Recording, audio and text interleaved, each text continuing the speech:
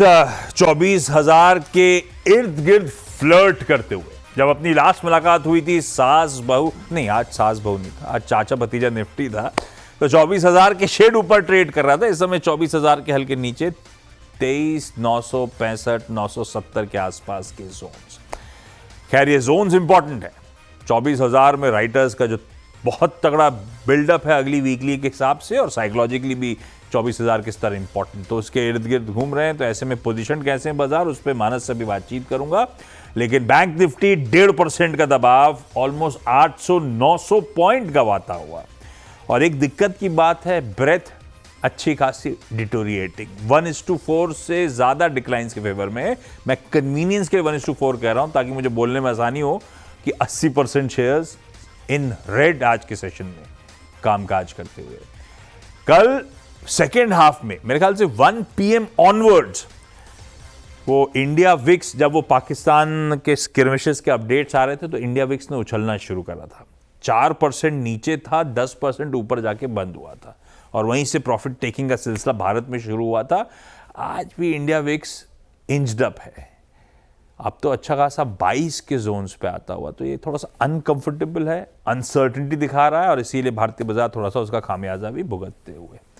मानस, ऐसे में ये जो 24,000 के इर्द गिर्द, 24,000 की अहमियत, मार्केट जहां खड़े हैं उसकी अहमियत, क्या आप लेवल्स वॉच आउट? अभी कहना बड़ा मुश्किल है, ये इंडिया पाक कुछ घंटों का है, कुछ दिनों का, या फिर उससे ज्यादा इलॉन्गेटेड है। Anybody's guess. क्या करेंगे ऐसे बाजार में आप? निफ्टी पे क्या व्यू बन रहा है? तो देखिए, इवेंट को ट्रैक करना थोड़ा मुश्किल होगा, लेकिन हाँ। अगर आप प्योरली चार्ट्स पे बात करें तो देखिए, जो हमने गिरावट देखी है उसको केवल एक करेक्शन की तरह देखी टेक्निकली, क्योंकि रैली भी बड़ी थी। 21,700 से हमने रैली देखी थी, 24,500 600 के आसपास के हाइस बने थे। तो अभी तो अगर आप देखें तो 38.20% भी करेक्ट नहीं हुआ है। हम ये मान के चलते हैं कि ये एक करेक्शन मोड है। 220 डे मूविंग एवरेज नीचे, जो कि 23,970 के आसपास है।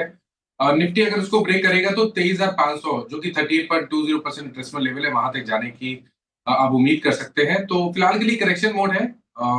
अब अगर एक ट्रेड लेना होगा तो वो शॉर्ट साइड पे नाइजर होगा। है कि करंट लेवल पे आप शॉर्ट अगर कर रहे हैं तो आपके जो स्टॉप लॉसेस है वो 24,100 के ऊपर है। ओके, ये है निफ्टी पर व्यू। और मानस, कोई स्टॉक्स जिनके थ्रू आप, अगर उसमें ज्यादा कंफर्ट आ रहा है कोई ट्रेड के लिए आज से, तो देखिए, मेरा व्यू थोड़ा सा बेरिश है, इसलिए शॉर्ट ठीक साइड है। पे स्टॉक्स हैं। पहला तो एसबीआई लाइफ पे बिकवाली करने की राय रहेगी। यहाँ पर अगर आप पैटर्न देखें तो स्टॉक 10 डे मूविंग एवरेज के नीचे फिसला है, तो करंट लेवल्स पे आप एसबीआई लाइफ में बिकवाली करने का ट्रेड ले सकते हैं। 1716 के स्टॉप लॉस से बिकवाली करने का ट्रेड लेना है, और 1650 तक के टारगेट्स पॉसिबल है एसबीआई लाइफ में। और दूसरा स्टॉक एक्सिस बैंक का है, यहाँ पर भी बिकवाली करने की राय रहेगी। 20 डे मूविंग एवरेज के नीचे फिसला है, लोअर टॉप लोअर बॉटम से कंफर्मेशन है। करंट लेवल्स पे बिकवाली कर रहे हैं तो 1166 के स्टॉप लॉस से बिकवाली करिए 1130 के टारगेट के लिए। रखिए दोनों स्टॉक्स रडार पे। दोनों में बिकवाली करने का कॉल मानस की तरफ से आता हुआ। मानस अब 2 बजे के पैनल में होंगे हमारे साथ, तब और डिटेल में मानस से चर्चा हो रही होगी। मानस, थैंक यू सो मच अभी जुड़ने के लिए। जिंदल स्टेनलेस के सीईओ तरुण कुमार खुलबे सर आपको फिर से आपकी स्क्रीन पर नजर आएंगे। तरुण सर, स्वागत है एक बार फिर से। मेरे ख्याल से तरुण सर तो मेरी पहली बार मुलाकात हो रही है। तरुण सर, Q4 का परफॉर्मेंस, वो बेसिकली लार्जली जो स्ट्रीट एक्सपेक्ट करके चल रहा था वैसे ही आपने परफॉर्म करके दिया। वो रिजल्ट स्क्रीन पर आ जाएंगे, उस पर मैं नहीं जा रहा। लेकिन तरुण सर, अपडेट प्रेजेंटेशन का कह रहा था year on year volumes Q4 में आप लोग के 13% बढ़े, उसके सामने रेवेन्यूज 7-8% का इजाफा। ऐसे में इसका मतलब सीधे सीधे ये डिड्यूस करूं कि इस बार रियलाइजेशंस कमजोर थे, इसीलिए ऐसा हुआ। हाँ आशीष, इसको हमें कुछ Q4 के, अगर हम बिजनेस को थोड़ा सा स्टेनलेस स्टील के हिसाब से देखें तो इसमें दो चीजों ने इम्पैक्ट किया कि हमारे जो एक तो रॉ मटेरियल्स हैं, निकल और क्रोम भी, वो Q3 से ही थोड़े से नीचे की तरफ को उनके प्राइसिंग प्रेशर थे। तो एक तो उसका भी इम्पैक्ट हमारे प्राइसिंग प्रेशर के ऊपर रहा, और इसके अलावा ग्लोबली भी जो एक अनसर्टेनिटी का माहौल रहा, क्योंकि यूएसए में कंटिन्यूसली डिफरेंट जो पॉलिसीज डिसाइड हो रही थी कि कभी सबके ऊपर ड्यूटी लगेगी, और हालांकि हमारे ऊपर तो पहले से ड्यूटी थी, तो ड्यूटी और बढ़ेगी कि नहीं बढ़ेगी, या ग्लोबली सबके ऊपर लगेगी, फिर रेसिप्रोकल ड्यूटी की बात हुई, उन सब की वजह से भी there was a bit of uncertainty, तो जिसने कि डेफिनेटली एक प्राइसिंग प्रेशर प्रोडक्ट के ऊपर रखा। और हालांकि हमने जो अपनी गाइडेंस दी थी उसको हमने मीट तो किया है, और ये भी मैं आपसे बोलूं कि इन सब इश्यूज के बावजूद हमने अपना रिकॉर्ड वॉल्यूम जो है सेल्स का रहा है, रिकॉर्ड वॉल्यूम किया Q4 में। तो वो हमने एक अपने जो सेल्स वॉल्यूम को पूरा किया, और आगे के लिए भी हम काफी बुलिश हैं इन चीजों को लेकर के। मैं आता हूं, सब पे आता हूं, आगे के आउटलुक पे भी आऊंगा। तरुण सर, आप दो रीजन कह रहे हो, रॉ मटेरियल की वॉलेटिलिटी, क्रोम और निकल की स्पेशली, और दूसरा ग्लोबल अनसर्टेनिटी जो भारी पड़ी शायद Q4 के नंबर्स पे। पहले तो रॉ मटेरियल, आप लोग तो बैकवर्ड इंटीग्रेशन एग्रेसिवली कर रहे थे, उसमें खास तौर पे निकल स्मेल्टर के में इंडोनेशिया में आपने एक करार करा था, जॉइंटली डेवलप और ऑपरेट करने की बात हुई थी, और मेरे ख्याल से समय से पहले पिछले साल अगस्त में उस स्मेल्टर से कमर्शियल ऑपरेशंस की शुरुआत भी हो गई थी। क्या अपडेट है, कितने आपकी रिक्वायरमेंट्स की पूर्ति वो स्मेल्टर कर पा रहा है, कितना इस प्राइस वॉलेटिलिटी को आप निगेट कर पा रहे हो उस स्मेल्टर के थ्रू?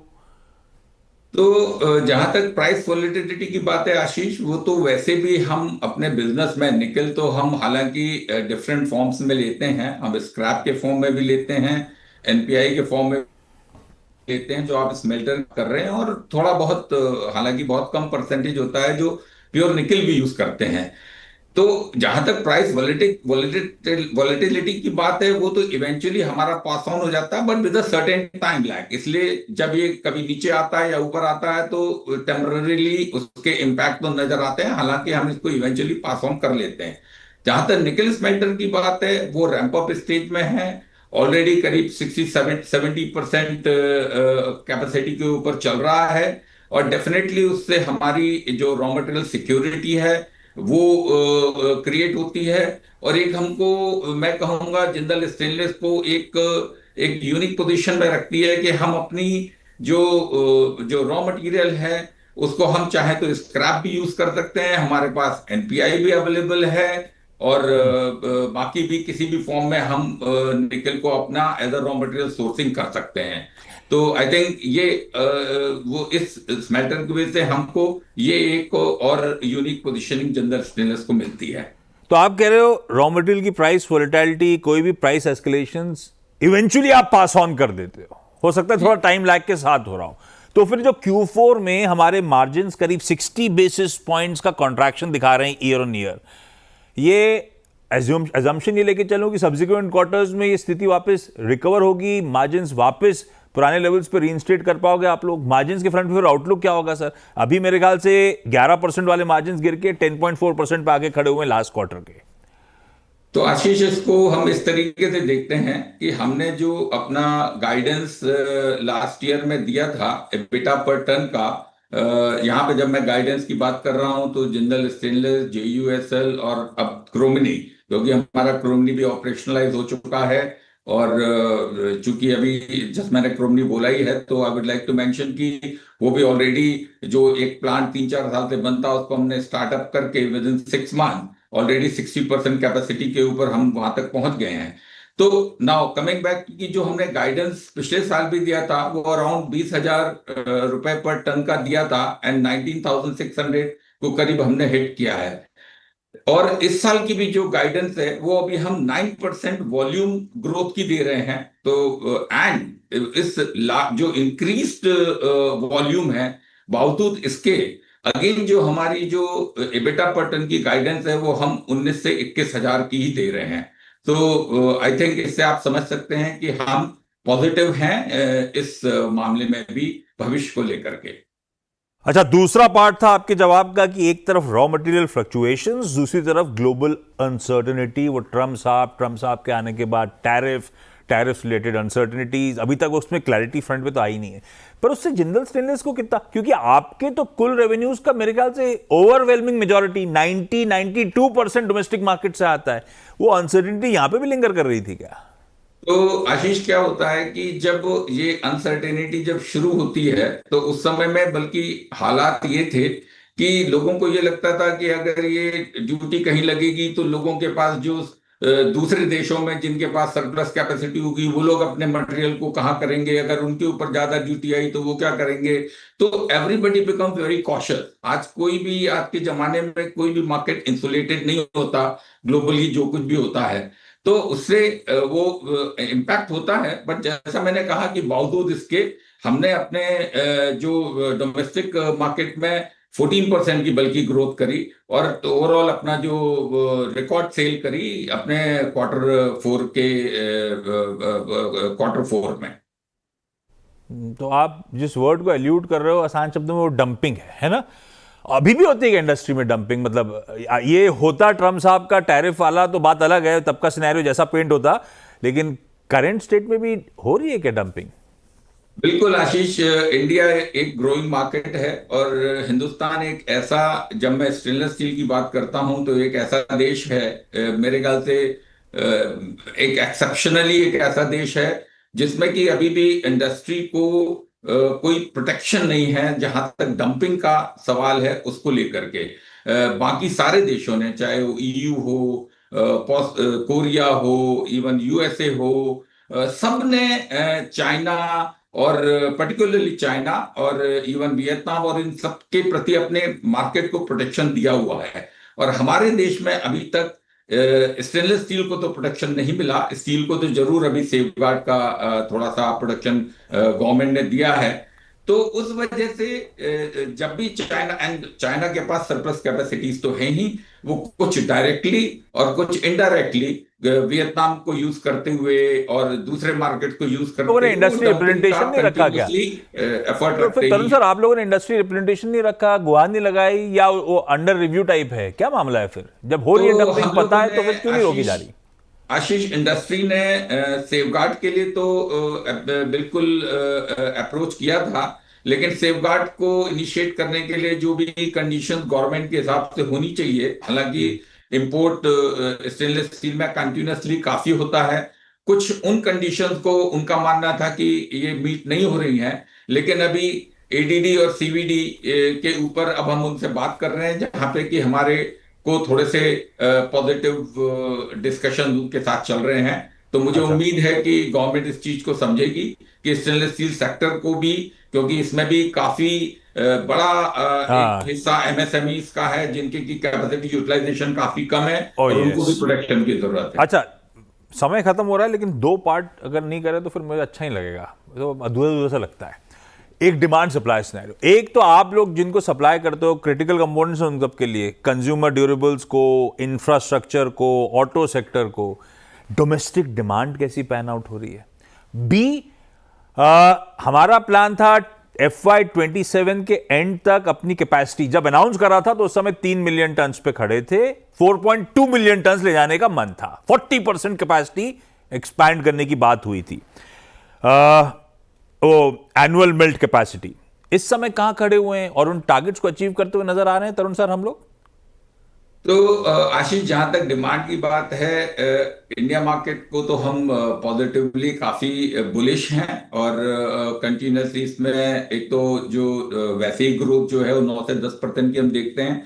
उसके अलावा स्टेनलेस स्टील हम नए सेगमेंट्स में भी देख रहे हैं जहां पे एक्सेप्टेंस आ रही है, चाहे वो ईवी सेक्टर हो, या मैं ईवी बसेस की बात करूं, या इवन ट्रक्स की बात करूं जहां पे कि लाइट वेटिंग की जरूरत है। इंफ्रास्ट्रक्चर में एक्सेप्टेंस है जहां पे भी कोरोजन इज एन इशू, क्योंकि इंफ्रास्ट्रक्चर की लाइफ लिमिटेड हो जाती है बिकॉज ऑफ कोरोजन। और जहां तक हमारा सवाल है, हमारे जो ग्रोथ के जो प्लान्स हैं वो कंटिन्यूसली ऑन है। हमारे डाउनस्ट्रीम इंडस्ट्रीज को भी हम चल रहे हैं एंड इसीलिए हम अपने जो ग्रोथ के जो आपको गाइडेंस दे रहे हैं वो अभी भी इसीलिए 9 से 10%। हाँ, वो तो खैर, वो एक सवाल तुम्हारा निपट गया कि आपने आउटलुक की बात करी दी गाइडेंस के थ्रू। लास्ट सवाल, डेट रिड्यूस हुई, स्टैंडअलोन बेसिस पे नेट डेट खड़ी हुई 2250 करोड़ पे, सीक्वेंशली तो अच्छा खासा रिडक्शन है।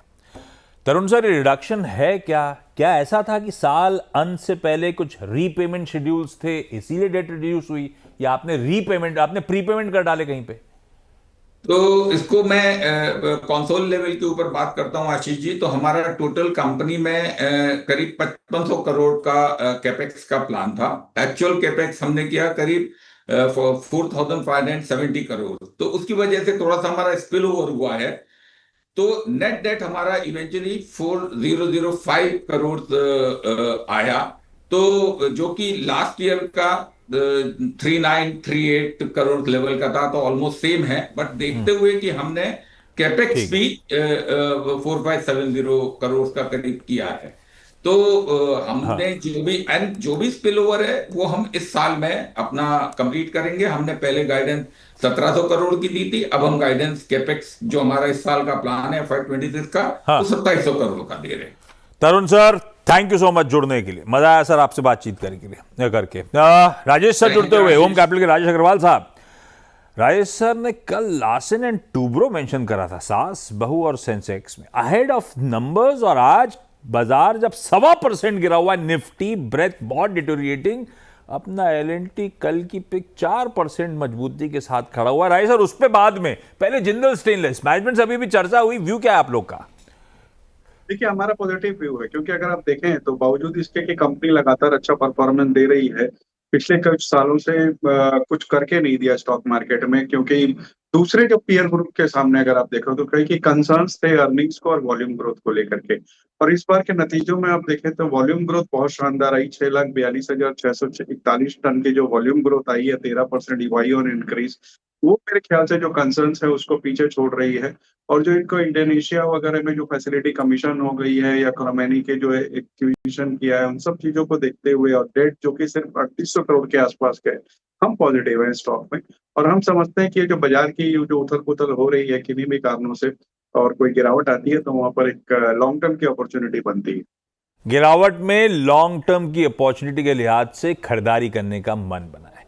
Rajesh sir, Larsen and Toubro से दिग्गज जस्ट अहेड ऑफ नंबर्स, जब उसमें अच्छी खासी वीकनेस हाई से करेक्ट होकर खड़ा हुआ था।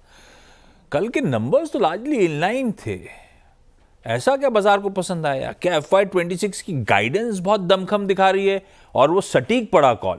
आई एम श्योर उसके बाद रिविजिट करोगे आपने अच्छे नंबर्स के बाद फाइनेंशियल्स। अब क्या स्थिति है सर? देखिए, अभी भी मैं अपनी जो कल की कमेंट्री है उसी पे हूँ, और हमें लगता है कि स्टॉक को खरीदारी करनी चाहिए। कम से कम 4,000 के टारगेट आने वाले एक साल में दिखते हैं।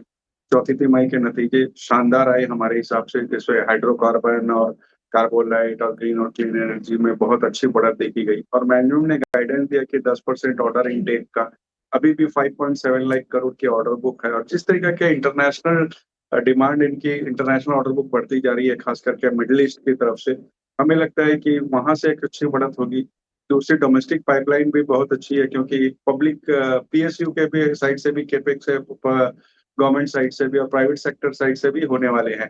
तो इन सब चीजों के मद्देनजर हमें लगता है कि एक बहुत अच्छा प्ले हो सकता है। यहाँ तक कि मैनेजमेंट ने कहा कि आगे आने वाले दिनों में हो सकता है कि वो डिफेंस प्रोडक्ट्स भी एक्सपोर्ट करते हुए नजर आए। तो इन सब चीजें बहुत अच्छी लग रही है। ऑर्डर बुक 2.3 टाइम्स है TTM रेवेन्यू का, और 40% के आसपास इंटरनेशनल ऑर्डर है, जिसमें एक बड़ा चंक UAE से आता है।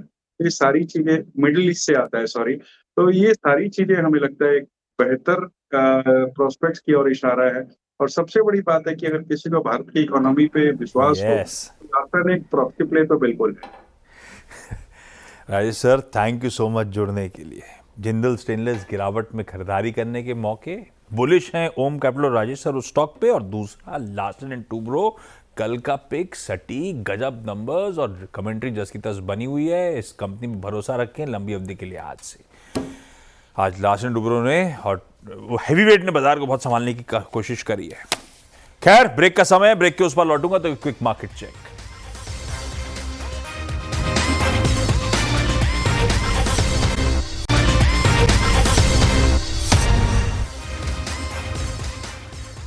थोड़ा सा दिक्कत है, अनसर्टनिटी है, वीकेंड की तरफ हम लोग बढ़ रहे हैं, इसीलिए अब निफ्टी 1.25% के दबाव के साथ ट्रेड करता हुआ। खैर, काफ़ी सारे डेवलपमेंट्स हैं जो अब दिल्ली की तरफ से अपडेट आ रहे हैं। टिकर टीम लगातार आपको उन ऑपरेशन से अलाइंड रखने की कोशिश कर रही है। लगातार वो सारी जानकारी आपकी स्क्रीन पे आ रही है। डिटेल्ड कवरेज, मार्केट्स का अप्रोच, चल क्या रहा है, सब पे बातचीत होगी। कमाई का अड्डा में। मुझे दीजिए इजाजत, नमस्कार।